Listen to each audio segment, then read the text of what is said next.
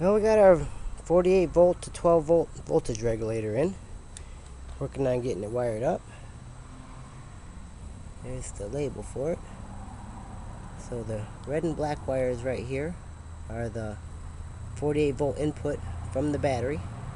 And then the yellow and black wires over here will be the 12 volt output, 20 amp, to the bike. So the red and black wires I've got wired up here.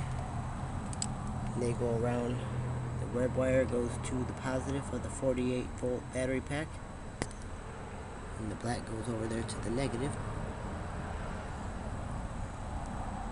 And we're going to test it with our meter here real quick before we connect it in with the bike.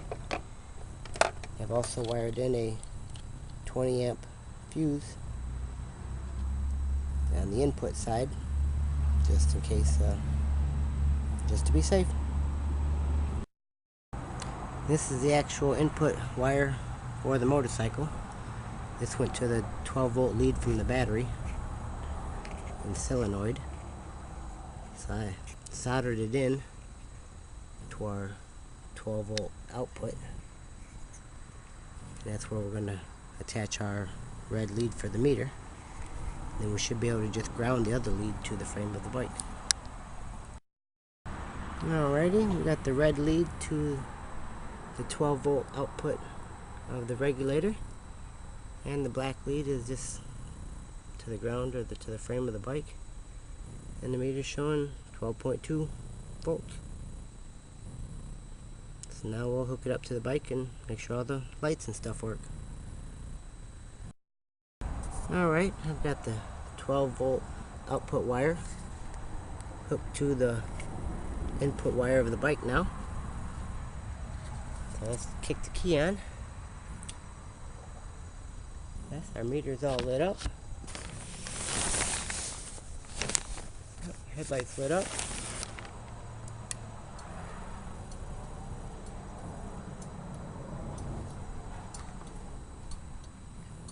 Turn signal's working fine. That would be the left turn signal.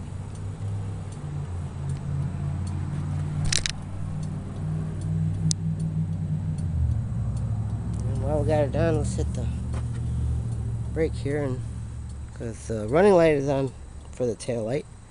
Make sure the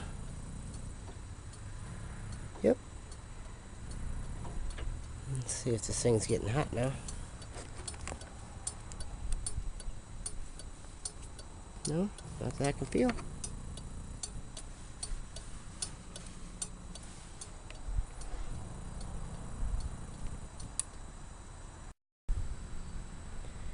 We got our 48 volt to 12 volt voltage reducer all mounted and everything.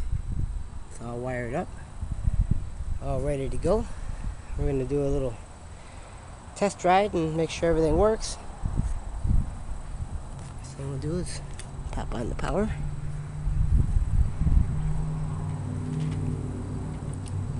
We're on the bike. Everything lights up.